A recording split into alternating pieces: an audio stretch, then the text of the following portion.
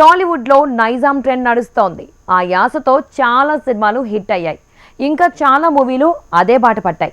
కానీ ఇప్పుడు అదే యాసలో కొత్త కోణం భయపెడుతోంది. ఓజీ గ్లిమ్స్తో కూడా కొత్త డౌట్లకు గేట్లు తెరుచుకున్నాయి. ఇంతకీ టాలీవుడ్కి తెలంగాణ యాస కలిసొస్తున్న టైంలో కన్ఫ్యూజన్ మొదలవడానికి కారణం ఏంటి? Take a look. OG glimpse పేలింది.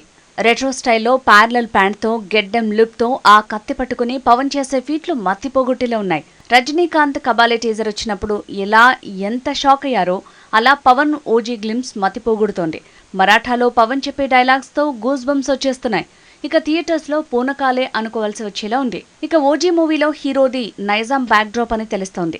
ముంబైలో డాన్గా ఎదిగి తర్వాత కనిపించకుండా పోయి తిరిగి ముంబై వస్తే అన్న కోణంలో ఓజీ కథ ఉంటుందట. అయితే పవన్కి తెలంగాణ యాస కొత్త కాదు. కానీ సినిమా మొత్తం నైజాం యాసలో మాట్లాడే ఫీట్స్ మాత్రం తక్కువ సార్లే చేశాడు. అదే కలిసొస్తుందా అన్న అనుమానాలకు కారణం ఉంది. ఉస్తాద్ భగత్ సింగ్ కూడా నైజాం బ్యాక్డ్రాప్తోనే వస్తున్నట్టుంది. చిరుకి శంకర్ దాదా ఎంబీబీఎస్ కలిసొచ్చింది. అందులో నైజాం యాస వసూళ్ల వర్షం కురిపించింది.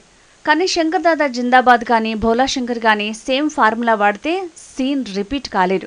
సీన్ రివర్స్ అవ్వకుండా ఉండలేదు. బేసిక్గా నైజాం యాసలో సినిమా వస్తే 90% సక్సెస్ కన్ఫర్మ్ అన్న సెంటిమెంట్ ఉంది. అందుకే ఇప్పుడు సినిమాలో ఆ ట్రెండ్ పెరిగిపోయింది.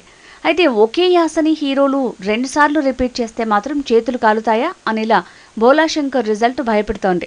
స్మార్ట్ శంకర్గా నైజాం యాసను దంచేసిన రామ్ మళ్లీ స్కందాలో నైజాం యాస వాడుతున్నాడు.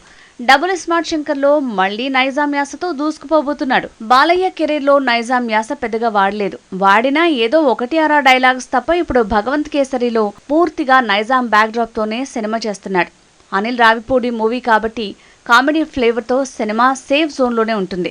సో ఫస్ట్ టైం నైజాం ప్రయోగం బాలయ్యకి కలిసొచ్చేలా ఉంది. నాని కెరీర్లో ఎంసీఏలో నైజాం బ్యాక్డ్రాప్ తీసుకున్నా తను నైజాంలో మాట్లాడలేదు. కానీ దసరా మూవీ మొత్తం నైజాం స్పెషలే.